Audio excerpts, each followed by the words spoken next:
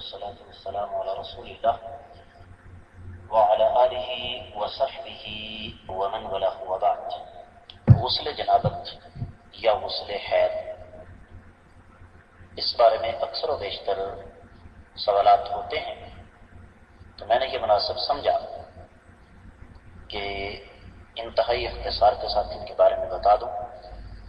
سب سے پہلے تو بات یہ ہے کہ میرے علم کے مطابق غسل حیض اور غسل جنابت میں کوئی فرق نہیں ہے طریقے. ایک بات ہو گئی. دوسری بات یہ ہے کہ جو اللہ کے رسول صلی اللہ علیہ وسلم سے غسل کا طریقہ احادیث کی کتابوں میں ملتا ہے،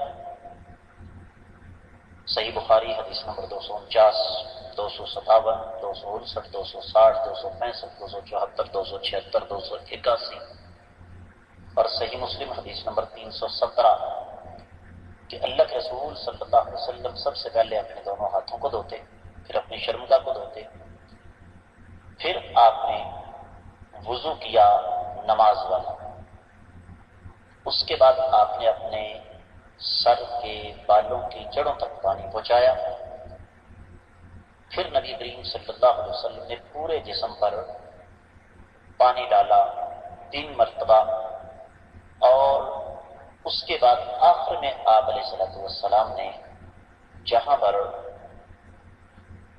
غسل کیا تھا وہاں سے ہٹ کر آپ نے اپنے قدمین شریفین کو دھویا ہے. تو یہ ہے غسل جنابت یا غسل حیض کا مسنون طریقہ، جس کو میں دہرا دوں کہ سب سے پہلے اپنے ہاتھوں کو دھوئیں، اس کے بعد استنجا کریں. استنجا کے لیے ضروری نہیں ہے کہ آپ نے پیشاب وغیرہ کیا ہو. استنجا کا مطلب ایک یہ بھی ہے کہ حیض والی خواتین جو ہیں وہ اپنی شرمگاہ وغیرہ کو اس انداز سے دھوئیں کہ اگر خون کے اثرات تھوڑے بہت باقی ہیں تو وہ صاف ہو جائیں، اور جنابت والا انسان جو ہے وہ جسم کے جس حصے پر بھی غراضت لگی ہے، مرد ہے یا عورت، وہ صاف ہو جائے گی. اس کے بعد نماز والا وضو کریں. اس کے بعد اگر آپ کے سر کے بال گھنے ہیں تو 3 چلو سر کے اندر پانی کے ڈال کر آپ بالوں کی جڑوں کو تر کریں. اس کے بعد 3 مرتبہ پورے جسم پر آپ نے پانی بہانا ہے. اس دوران اگر آپ کا ہاتھ شرمگاہ کو چھو گیا اور آپ نے بعد میں نماز ادا کرنی ہے تو یقیناً آپ کا وضو پہلے والا باقی نہیں رہا، آپ کو نیا وضو کر کے نماز ادا کرنا ہوگی. بصورت ذکر وہی وضو ہی کافی ہے.